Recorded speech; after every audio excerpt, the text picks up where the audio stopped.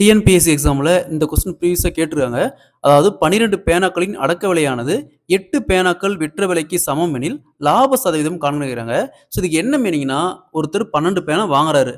வாங்கியது விக்கிறாரு. விக்கும்போது 8 பேனா விக்கும்போதே அவருக்கு அந்த 12 பேனாக்கான அமௌண்ட் என்ன குடுத்து வாங்குனாரோ அதுக்கான அமௌண்ட் கிடைச்சிருச்சு. ஸோ அப்ப அதுக்கு மேல எத்தன பேனா இருக்குது? 4 பேனா இருக்குது. அது 2க்கான டிஃபரன்ஸ் பாருங்க. 4 பேனா இருக்குது.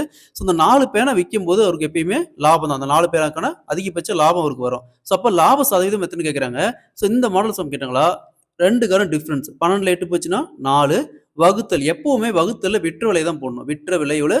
8 இன்டு சதவீதம். சதவீதத்துக்கு 100. ஸோ உங்க 8 4ஆல் கேன்சல் பண்ணா 2. நெக்ஸ்ட் 100 2ஆல் கேன்சல் பண்ணா 50%. ஸோ அப்ப அவருக்கு 50% அதுல லாபம் இருக்கு. Option B is the correct answer. இதே மாதிரி தான் பாருங்க. 10 பேனாக்களின் அடக்க விலையானது 5 பேனாக்கள் விற்ற விலைக்கு சமம் எனில் லாப சதவீதம் காண்கிறாங்க. இதே மாதிரி இந்த சம்ம சால்வ் பண்ணிக்கிற ஆன்சரை கமெண்ட்ல போடுங்க.